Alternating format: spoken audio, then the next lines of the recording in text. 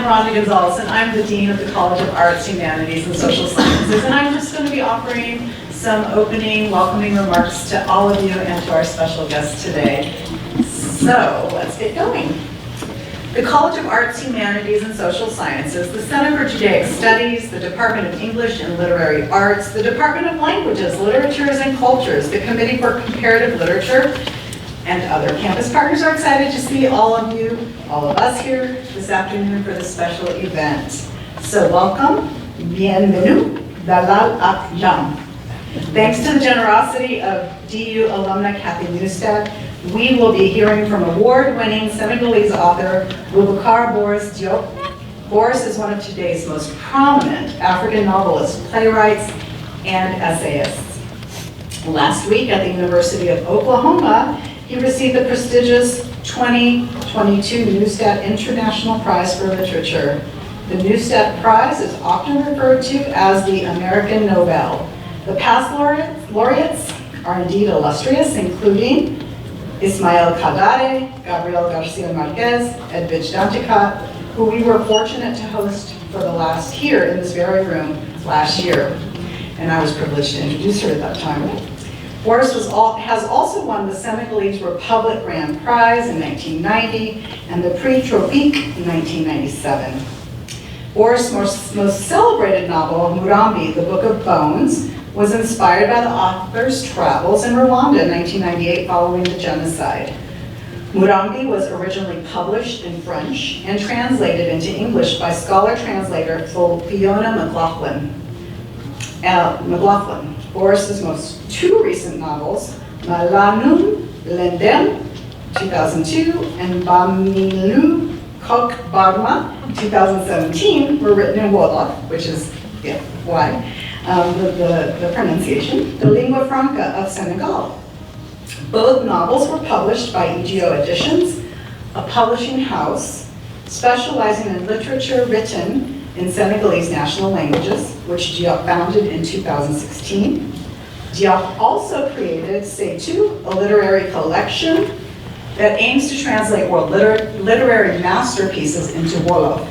Diop himself translated Aimé Césaire's Une Saison au Congo into Wolof, in addition to EGO Editions. Diop founded Le Defu Wahu, the first and only online weekly newspaper in Wolof. Next, Dr. Mamadou Moustapha Ly majored in English and Anglophone Studies at the Université Cheikh Anta Diop in Dakar, Senegal.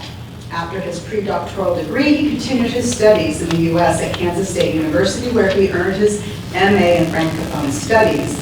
He was then admitted to the graduate program of Romance Languages and Literatures at the University of Michigan in Ann Arbor, where he completed his PhD. Dr. Ly is an assistant professor of French and Francophone Studies at the University of Denver. So right here, he specializes in post-colonial literature and studies in the Francophone Caribbean and the Black diaspora in general. His publications on the post-colonial African novel of disillusionment and in Francophone Caribbean literature have appeared in international journals such as the French Review, Journal of African and Post-Colonial Studies, and the Dalhousie French Studies. His book, The New Edward Glissant, From Poetic Opacity to Political Limpidity, was published in August 2021. Boris Diop will briefly read from his work in Wolof and in French, and then our program will turn to a conversation between him and Dr. Ly. Following their discussion, we invite you to take a ticket and redeem it for a free taste of West African cuisine from Denver's first and only Senegalese food truck, Pekin Grill. And I have to say, I've tried their food, it's delicious. So welcome all of you for being here today. We thank you of your time, and I'm sure we're set to enjoy a great afternoon of learning together.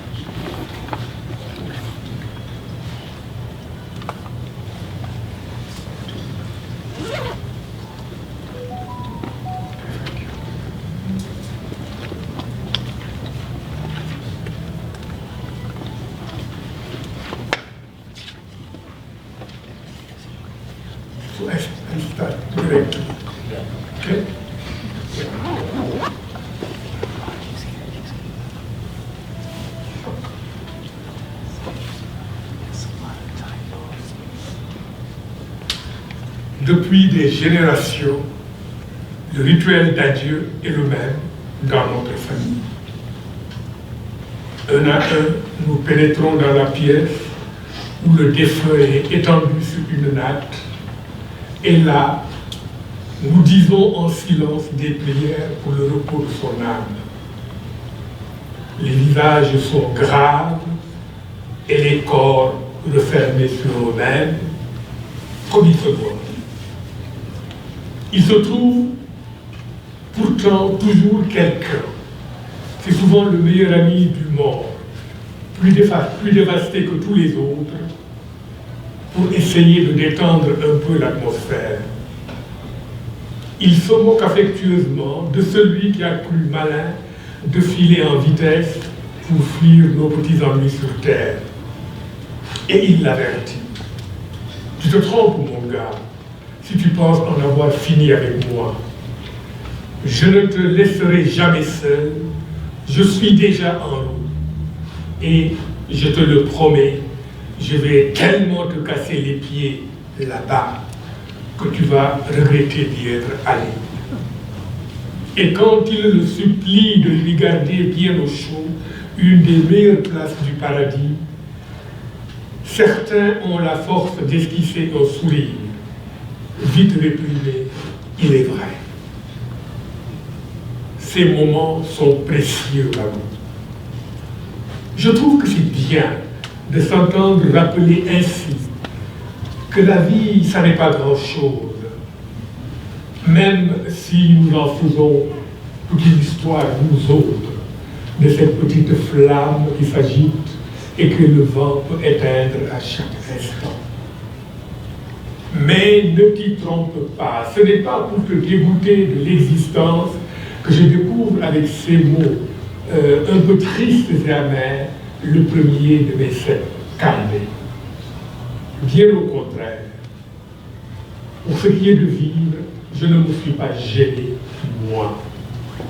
D'ailleurs, au moment où je t'écris ces lignes, un air de musique très populaire, il y a une 60aine d'années, remonte à ma mémoire. Adina Amul Solo Neysan, Kutide Yanyak Savakan Neysan. Et cette chanson joyeuse et débridée, aux couleurs flamboyantes pour ainsi dire, se poursuivait de la même façon. C'était quelque chose à propos du temps que l'on passe sur cette terre, des journées et des nuits si vides et incertaines qu'il faut être vraiment con pour accepter en plus de mourir sans même avoir été heureux. Nous aimions cette terre-là, ça et aussi les pachanga. Nous mettions beaucoup de musique cubaine lors de nos soirées du plateau, chaudes et plutôt bien arrosées. Je me revois en train de nous trémousser dans le plus grand désordre, sous un hangar surchauffé et poussiéreux. Imagine des dizaines de filles et de garçons faisant trembler leur corps comme des fous furieux et criant encore plus fort que les tumbas et les maracas. J'étais, soit dit en passant, sans vouloir me vanter, un des plus fameux danseurs de mon temps.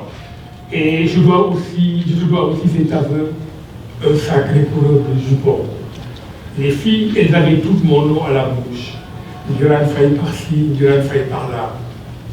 Et même certaines jeunes dames, un peu plus âgées que moi, mais que je ne laissais pas indifférentes, ne rataient aucune occasion de me taquiner au passage.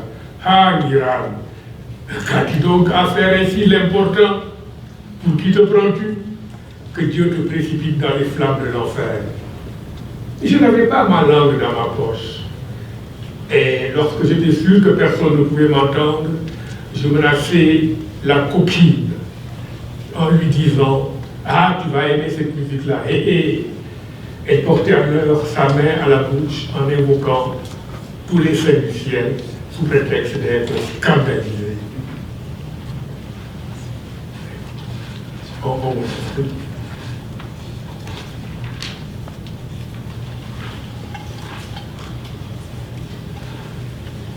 noonu ma xool ko lu yàgg daal di yëngal ndànk sama ni ko àddina dund dee leneen néew fi ba lii rek demal maa ngi ñëw naka laa wax loolu daal di déggaat woykat ba àddina am solo ndeysaan ku ci dee yaa ñàkk sa bakkan ndeysaan booba gone laa woon nekk ci sama diggu doole yaakaar ne dara tuuru maa fi tàqoon a fekk bëri bayre ba mel ne lii mu doon fu ma jaaraan jàpp ñi di ma tooñ naan ngiraan fay jàppal fii ngiraan fay bàyyi faam mbaa nga dégg ci jeeg yi ku ci ne moo ngiraan fay looy jaay maanaam lii di la yow yàlla nga koote léegi mag dikk na maa ngi nii toog ci sama buntu kër fii ci suñu gox bi naan ñaari laa di xaar suñu borom bi def ci man li gën xëy na yaa nga ca dëkki naar ya moo xam Algérie la wala Maroc mbaa Liban foofa de bu yaakaar ne fa nga nekk kenn amu ci nag lu ko wóor am na sax ñu naan kéwél kat du tëb doom ja bët bu taal kay xam ngeen ne topp na ci tànki bàyyam Assane Tall ba fu coow yi mujjee dugal ngeen ko dégg ci juróom-ñaari téere yi ma la fi bàyyi sax am na bu ci tudd téere bi ndey turam tegtal bu leer la li nekk ci biir maa ngi yow dong ñoo ko seet yoonu keneen newu ci yaa ngi nii toog janoog man ma sëgg ba jot say doom su ma ci tàbbalee ay kaddu nga naj leen fa kaddu yooyu di wéx sa kaan di fekku ci sa biir bopp ngir rek bëgg a génn ci biti tasaaroo nekk lu askan bi waxtaane nga gën leen fàlle ndax ragal ñu ay ak téesante lu tee nag sa xel bi leen ko jot ba ñu bokk rumbu nga xam lan la bu ci nekk wund ne pat di wéy ak moom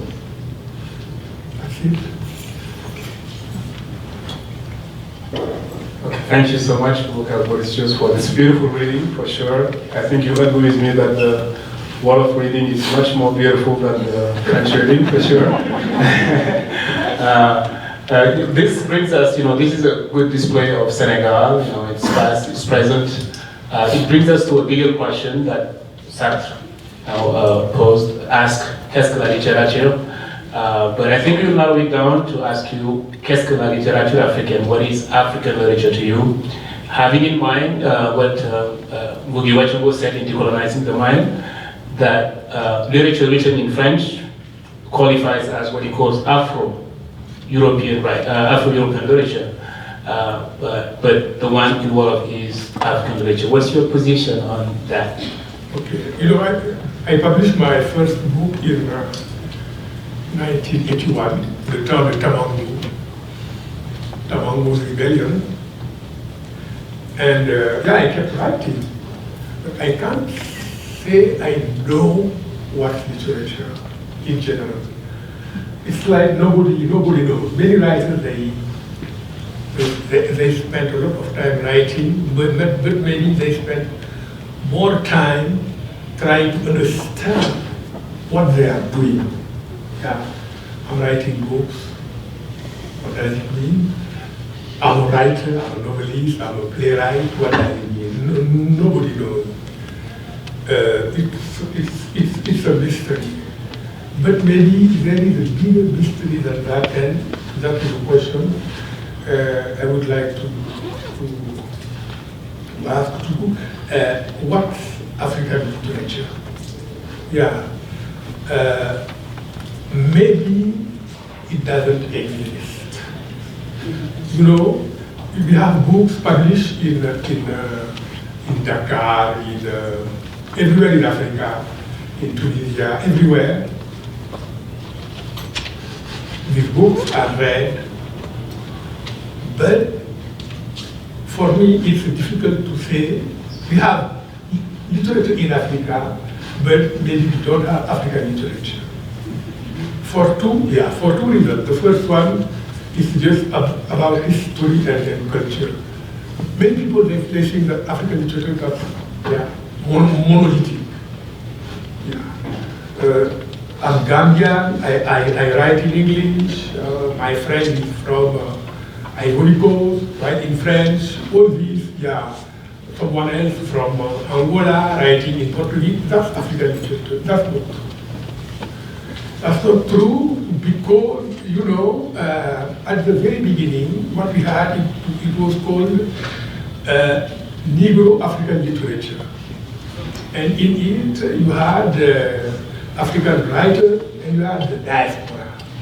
For example, someone like Césaire, who is a French citizen, who is from Martinique Island, is a very important name in literature. And then, you have, I think, people, it's kind of taboo. People, they don't talk about it, but I think that's important. In Southern Africa, Zimbabwe, former Rhodesia, South Africa, you have white Africans who are very great writers. Breitenbach, Brink, Gordimer, Boris Lessing, Coetzee, etc.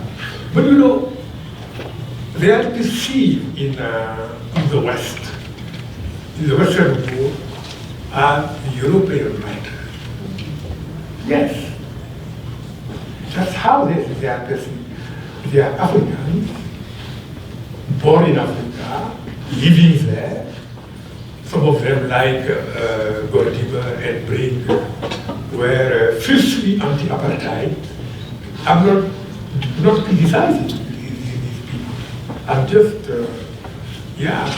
saying what's for me so obvious. You know, they from there. We have no time. I put it here, but we have this, and then we have North Africa.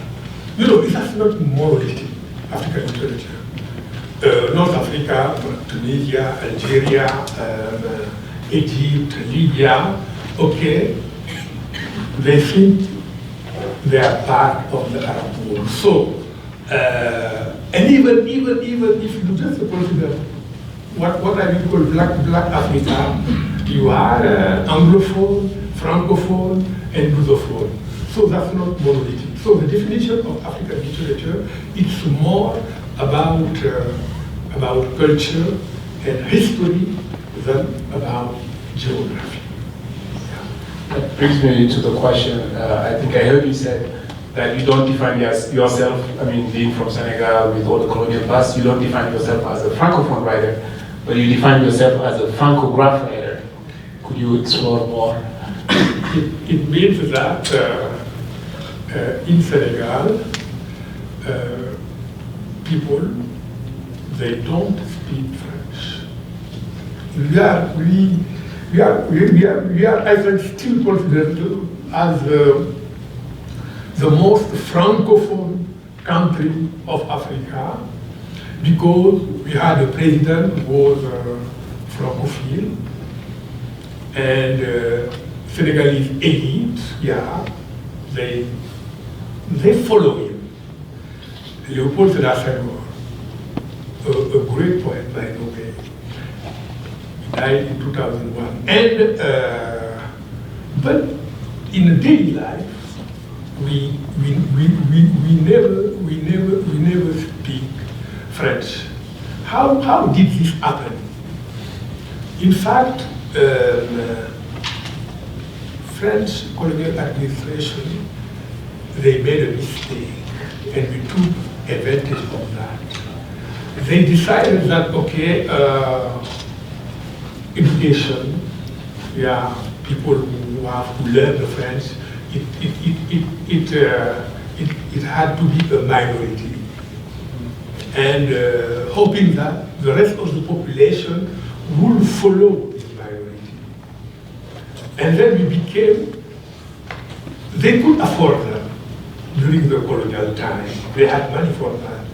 But after independence, this system couldn't work. You can't have a minority going to school, learning at university, etc. It's too expensive to have a high quality education. And it was the collapse of the educational system in Senegal. And no, you know this better than me. And okay, in Senegal, people, they just stop speaking French. And because of that, I said, okay, in Senegal, I am a Francographe, meaning that, okay, I can write a book in French, but it's a language I never use in my daily life, except when I talk to foreigners. That's what I call being a Francographe, and meaning that I wrote with words I couldn't hear. Now that I write in Wolof, everything I write, I could hear it. It's just natural, yeah. Okay, Murambi called, as we can see, Miracle by Toni Morrison. Just wanted you to come to the process of writing Murambi, and also why do you call Murambi a turning point in your writing, in your trajectory as a writer? Yeah, I used to say, that's my life before Rwanda and my life after Rwanda. The same I can say, on a very point of view, that's my writing before Murambi and my writing after. In fact, this is what happened. We were in 1996 in Lille, in the north of France, and for a festival of African and literature cinema.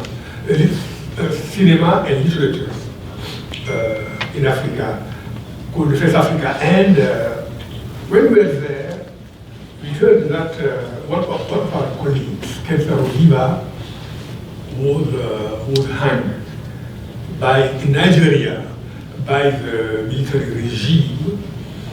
And you know, he wasn't a violent guy, he wasn't an opponent, but he was very, yeah. And we were shocked. And we had a conversation.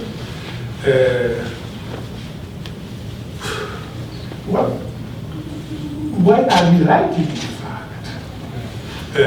We are writing all our books, and it doesn't impress our politicians. To the point, at a point where they can even kill a writer, a well-known writer at that time, very, very popular, Kensarubina. And it happened in the country of Boris. There's no reply. And we started talking to, and then someone said, you know, we were in 96, 2 years ago, something terrible happened in in Rwanda, and you didn't care. And from there, Maimouna, Libani, and Loki Geranu, they were from Ivory Coast, from Chad. They organized a trip. We went to Rwanda for 2 months, and it was called Rwanda Writing as a Duty of Memory. And they told us, go to Rwanda. So, yeah, witness.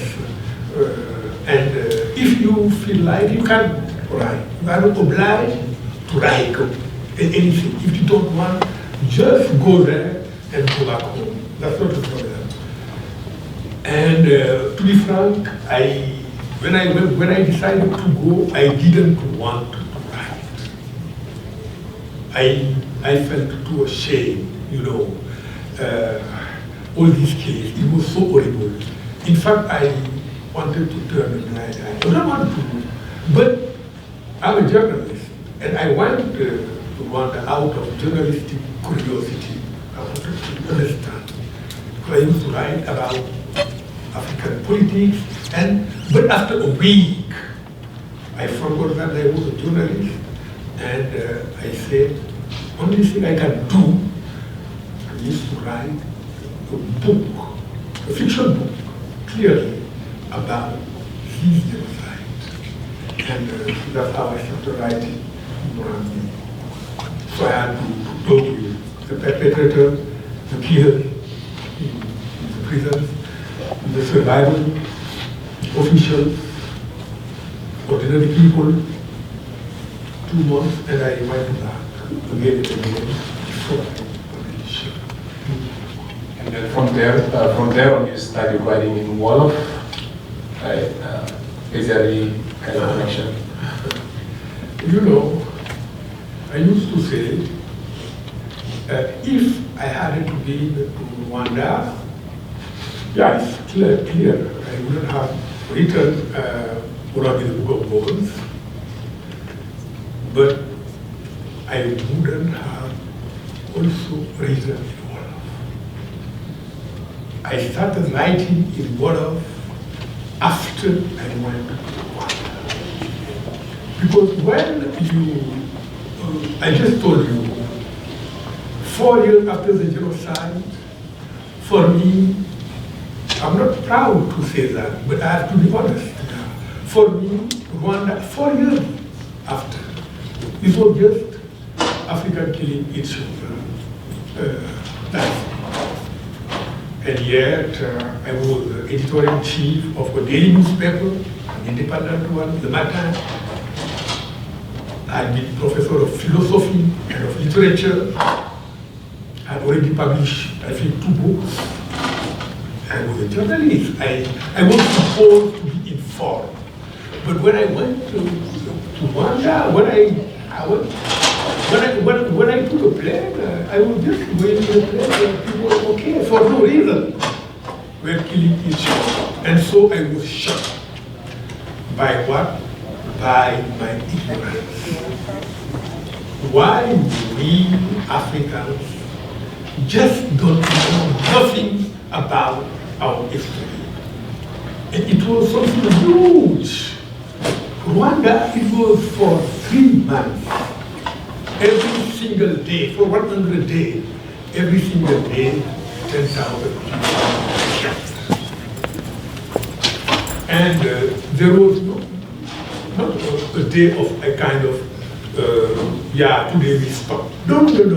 Continuously for 100 days, over 1 million people.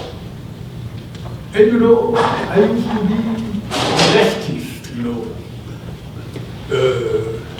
a committed writer, like they say.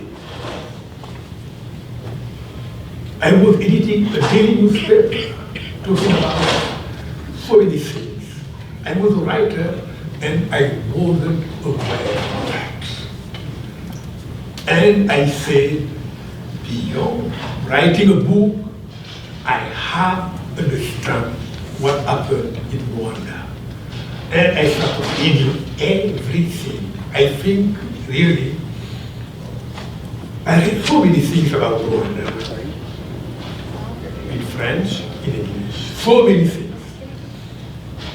Because I wanted to understand why I hadn't understood, to put it that way.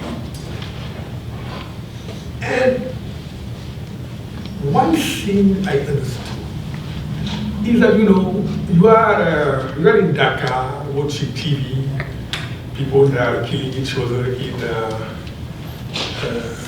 Rwanda, that's to Hutu, no, not each other. Hutu are killing Tutsi. Hutu state, not Hutu citizens, Hutu state. That's very different, killing Tutsi. But you can't guess that the power like France under François Mitterrand, they were a big player. If you say that, okay, people they tell you, you kill each other, and they will say that, okay, we, the French, we are responsible. That's what they say. And really,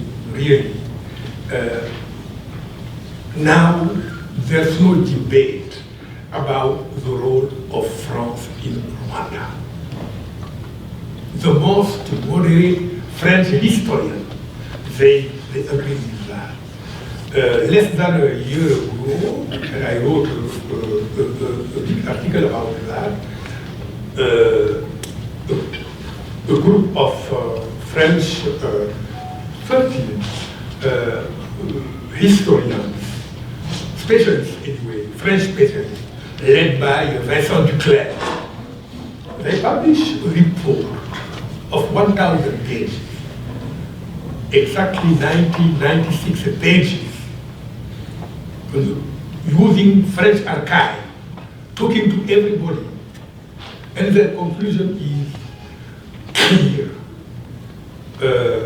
Lourde et accablante responsabilité de François Mitterrand. Accablante, how do you say it in English? Anyway, they say,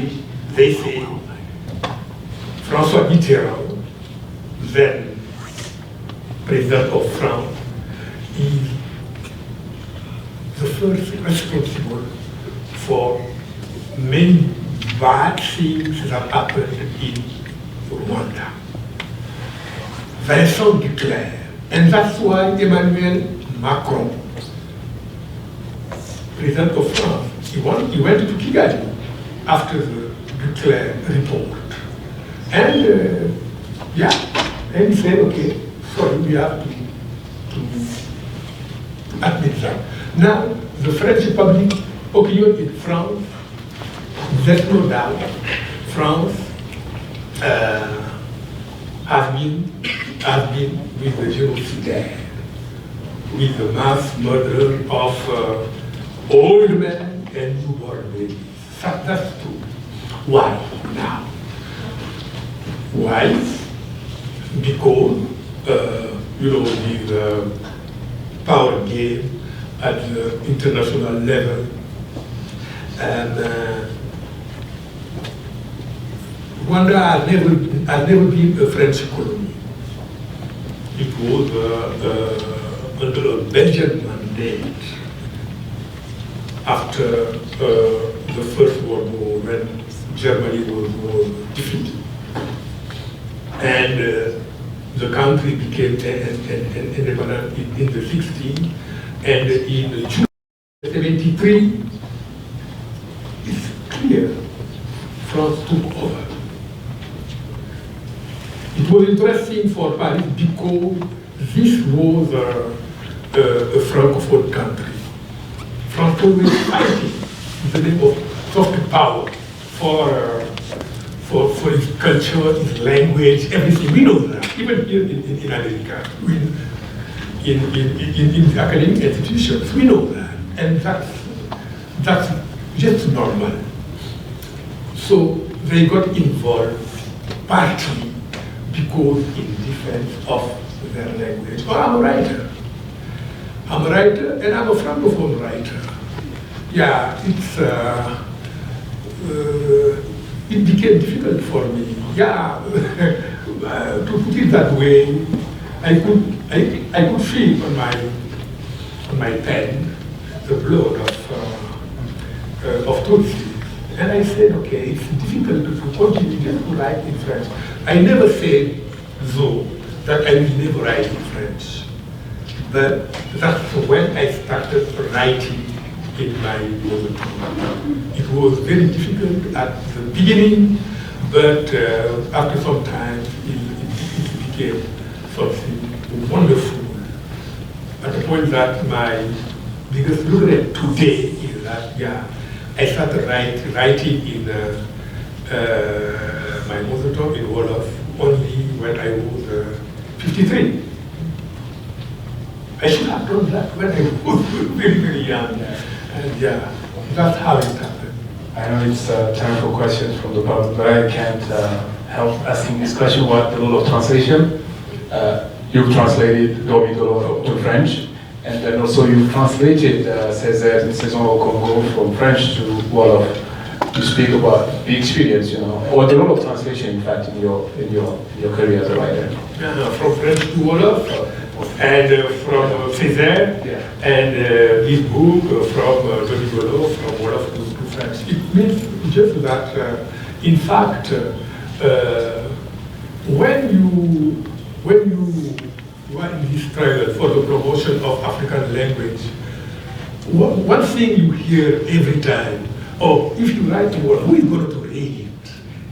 Nobody will read Wolof. You just wasting time doing that. So write in English, write in French, and I ask them, why do you ask Albanians to write in, I don't know, in French or whatever language? Why don't you ask Bulgarians, Greeks, who speaks Greek in the world? I tell them the same for everybody. You have a language. It's Wolof, it's Greek, it's Albanian. It doesn't matter. It has to be translated. The human language, they speak constantly to each other. You have just that. And then when I was young, I read Kafka, Dostoevsky, but it was in translation. I read later Juan Rulfo, my favorite writer, by the way, Ernesto Sabato, etc. I can't read Spanish, I can't read German, I can't read Russian. Books are translated. And that's why we founded a label called Chetu. Label Chetu, whose purpose was to translate into Wolof the most important books of universal literature. We did that with a well-known publishing house in Paris, Zulma, one of the best now. And we publish Maria Baba. I have it here. Wait, Maria Baba, so long later. I translated Elie Césaire's Season in the Congo about the assassination of Patrice Lumumba by the CIA and the Belgian government, and also l'Africain, Jean-Marie Nobel laureate. L'Africain, we translate l'Africain of Jean-Marie Le Clésio, and we are still doing that. And Murambi was translated into Ekegusi, language in Kenya by my friend Jero Gucci, and in Kiswahili. Yeah, so it's a part of our struggle. We show that, okay. So this book, I translated into French, but it was translated into English, Dormidolo, the hidden notebooks, into Spanish, El libro de los secretos. The Italian translation is underway, and yeah, it will continue. So that's not a problem. I think time for questions. I'll run the mic. If you have a question, just raise your hand. I'll bring you the mic. But make sure it's a question, not a grandstanding. Hello, South High School. How you doing? Yeah, very nice. Welcome. So if you got a question, raise your hand. I'll run the mic. Seriously, you want to ask questions? You don't want me to ask questions. By the way, you can ask the question in Wolof, French. Wolof, French, English, whatever you got. Hebrew, bring it on. Swahili, we got that covered too.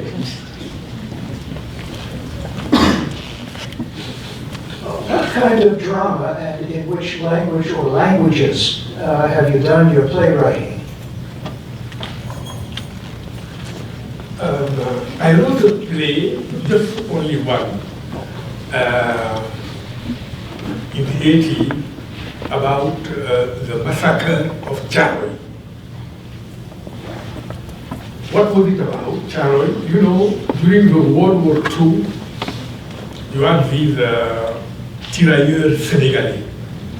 In fact, they were not Senegalese, but they said Senegalese.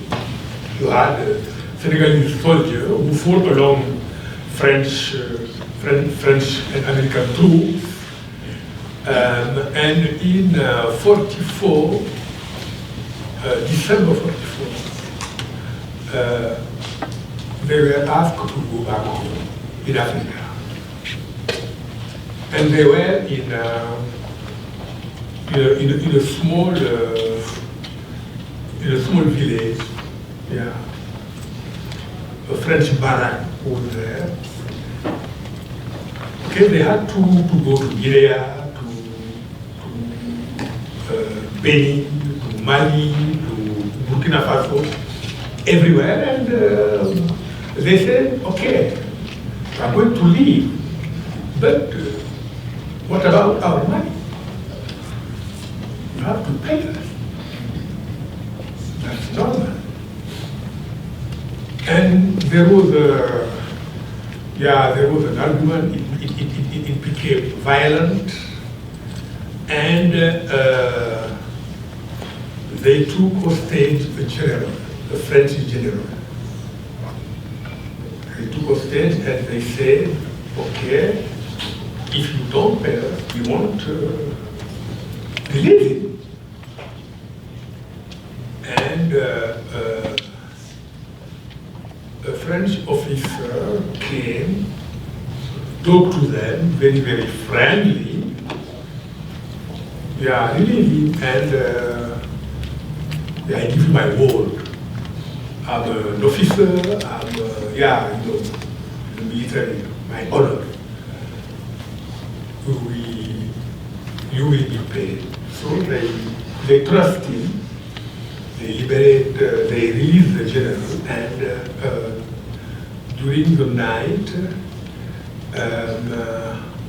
December 1st, 1994, yeah, they were killed. We call this the massacre of Charoy. And I wrote a play about it. There is a book by Francophone, Les damnés de la terre, the wretch of the earth, and you find inside this book by Fano something about the story of this massacre. So my first and to this day my unique play, that's about the Charoy massacre. And there's a movie, play, many books about Charoy now. It's a well-known story.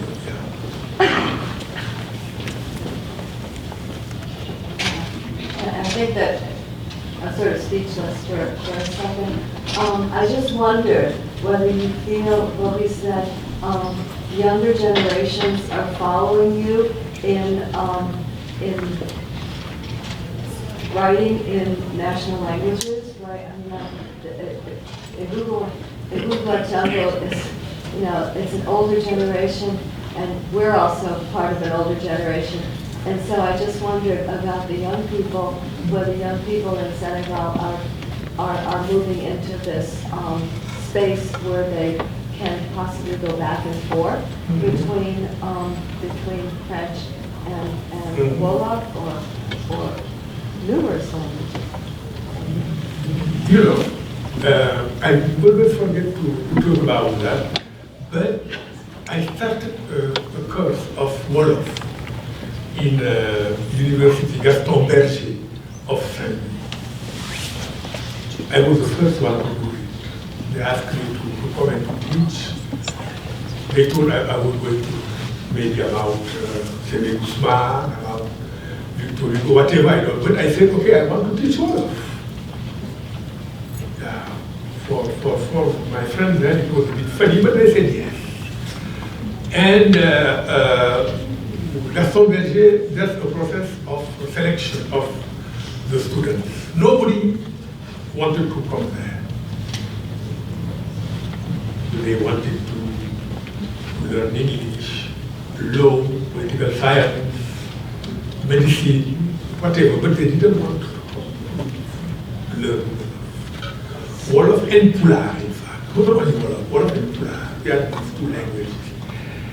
But at the end of this process, the students who wanted to stay in Saint-Louis, which is a nice city, we didn't want to leave the university. They said, okay, we are going to LCA school. And they came. They came and they were not very like, oh, we are here, but you know, we are not interested. But slowly they understood that, in fact, in Wolof, they understand better their own word than in French. But they are not both in French. The next year, and they were after 2-3 months after, oh, they were there criticizing France, French language. I told them, no, we are not here for that. We are here just to learn the language. If you have your political opinions, you can, yeah, you can do whatever you want, but it can't be here. And the following year, we had, I told you, I had 96 students. And when I left, after 4 years, I had to leave because I had my literary activity. It's still going on, and it is the best faculty. How do they call it? Section, the best college there in Gaston Berger. So, okay, you know, there is a kind of politicization of the youth in West Africa, in all former French colonies. And they are more and more radical.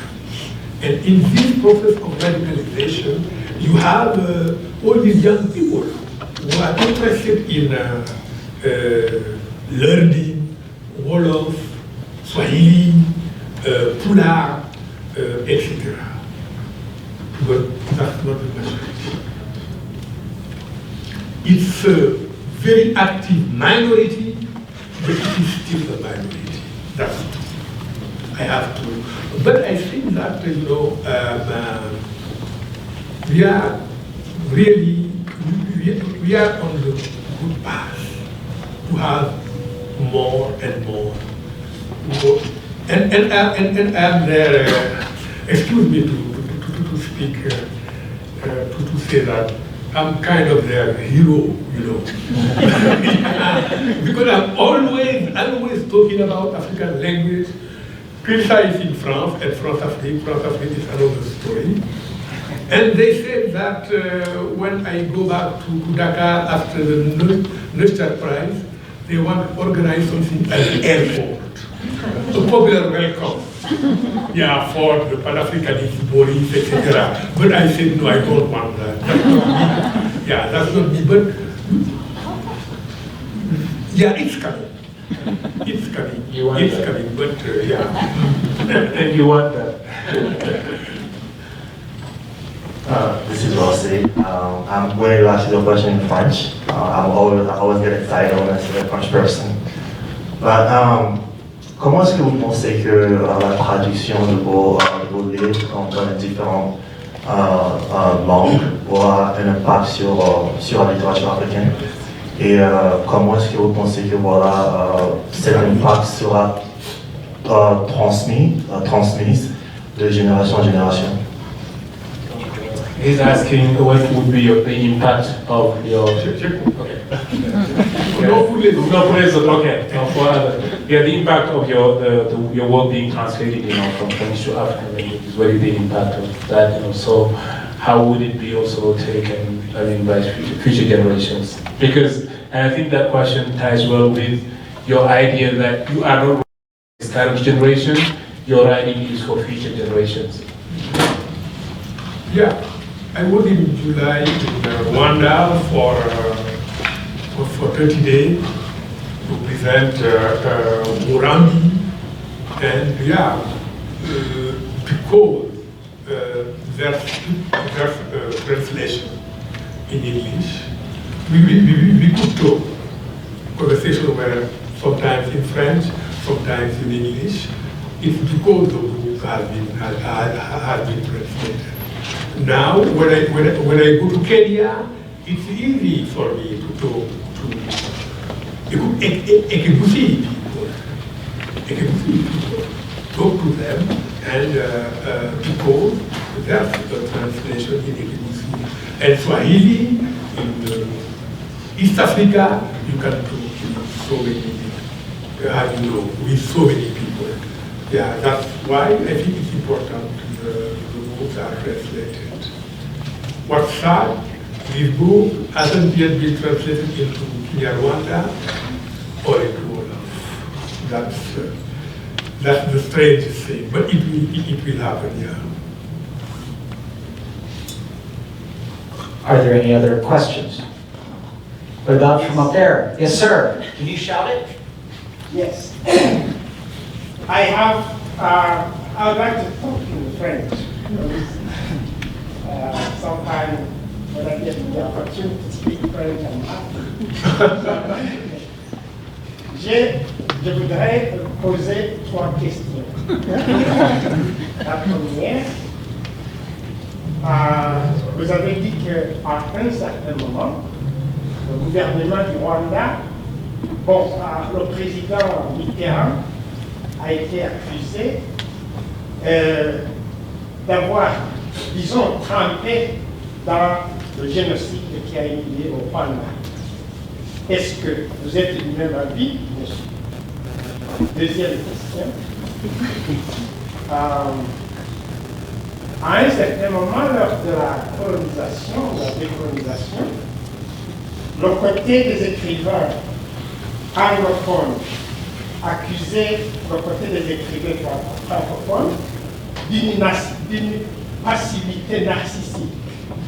Est-ce que pouvez-vous en dire? Est-ce la même chose aujourd'hui? Est-ce que vous écrivez tout simplement pour le côté des Africains, ou bien vous écrivez pour parler de l'être humain en général?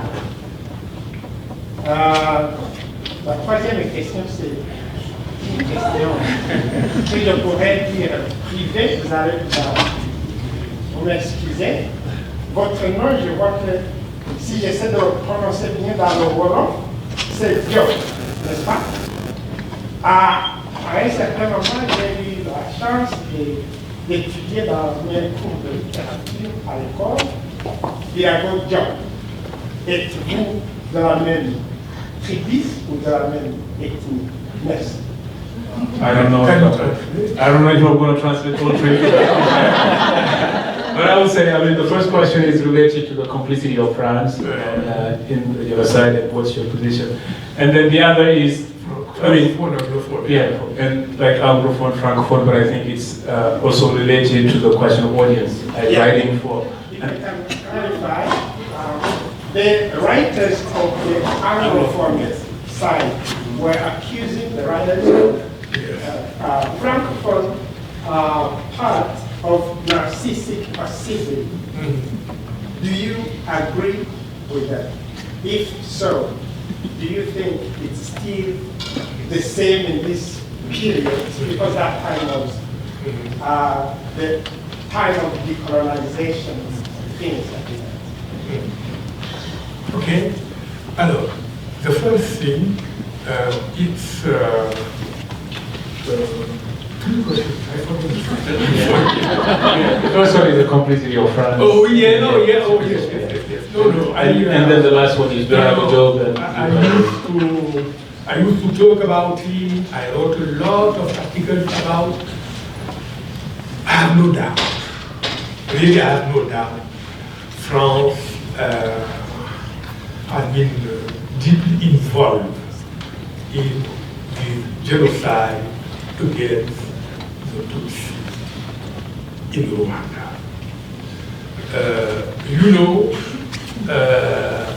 During the genocide, one of the advisors of François Mitterrand told him, maybe we should be more careful. It's like we are going too far. And François Mitterrand said, and you find it in my book, by the way, in this country, in Africa, in this country, a genocide doesn't matter. And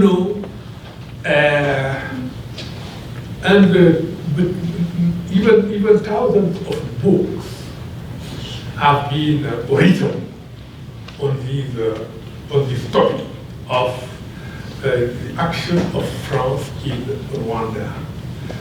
At the beginning, they were saying, "Oh, you African intellectuals, you are accusing France, but that's baseless. You like that." The books I'm talking about have been written by American journalists and historians. Yeah, Philippe Murambi of the New Yorker is very good, I think. Gérard Prunier, Jean-Pierre Chrétien, French historian, very moderate but very serious. It's clear, and you have this report. You have the Duclerc report, but before the Duclerc report, you have also the report of the civil society, French civil society.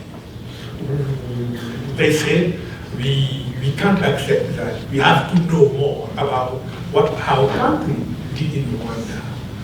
The conclusion, you always say, no, I have no doubt. Question number two, yes.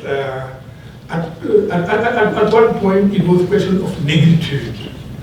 And the Anglophone intellectuals, they said, oh, it's better to talk about African personality. Yeah, and that's when Wole Soyinka said, talking to Senghor, the tiger doesn't claim his tigritude.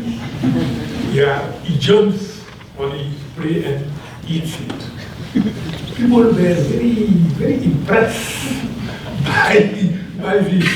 I didn't like Senghor, but I don't think that what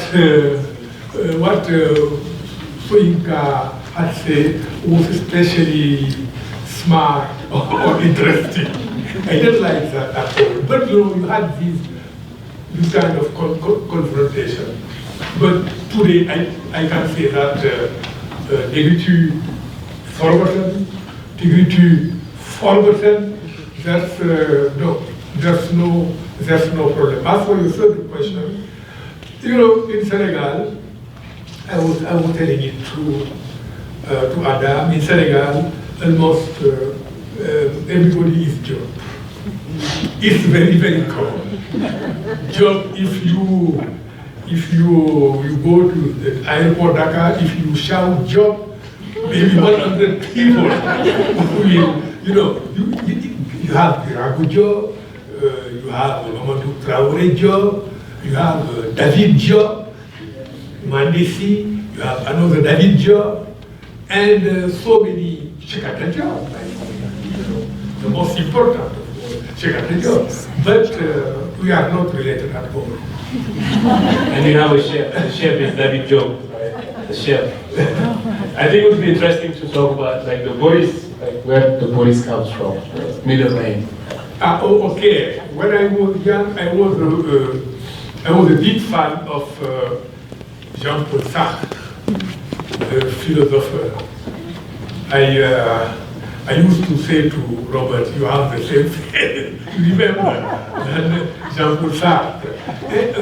So I read everything, maybe except the books of treatises of philosophy, too complicated, because I was maybe 17, 18. And there's a trilogy called The Road to Freedom, Les Chemins de la Liberté. And there's a character in this trilogy, Boris Sergin. Yeah, he was a kind of anarchist, libertarian, he didn't respect religion, law, politics, nothing. And I was more or less like that. I was fan of Boris Sergin. And I used to praise him. And my friends, they said, okay, so you are Boris. And when I became a writer, I put Boris as a middle name, and it became my pen name. Thank you very much. I want to, before I close this out, I wanted to say that if you are available on November 9th, that is next Wednesday, we're having an event at the JCC. It is free for educators and teachers. We're doing a screening, a US premiere screening of Oscar-nominated Israeli director Ari Folman's latest feature film, which is an animated film about Anne Frank, and it connects to the contemporary immigration refugee crisis in Europe. I encourage you all to go. There are flyers around, or if you can't find a flyer, then come and find me. I also want to let you know that if tomorrow night you're looking for something to do, come to hear Gil Hovav. He is an Israeli food writer, a television personality, a cookbook author, and he will be preparing hummus, which you all call hummus, tomorrow at the Hillel. This is open to all. It is free of charge.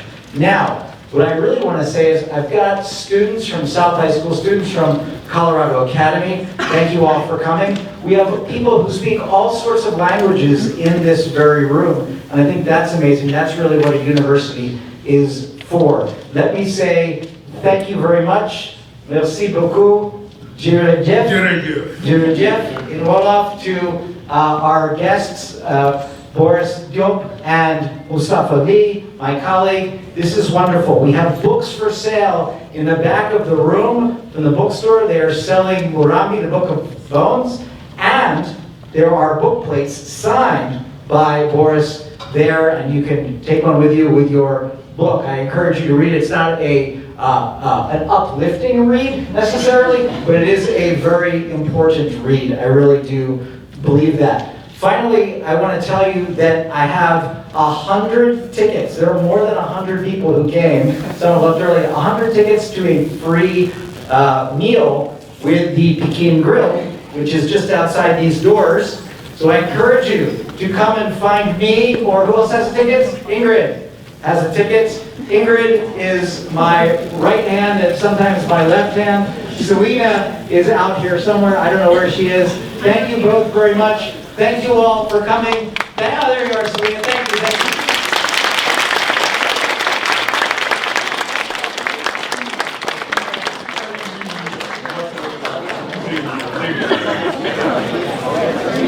Come and get a ticket.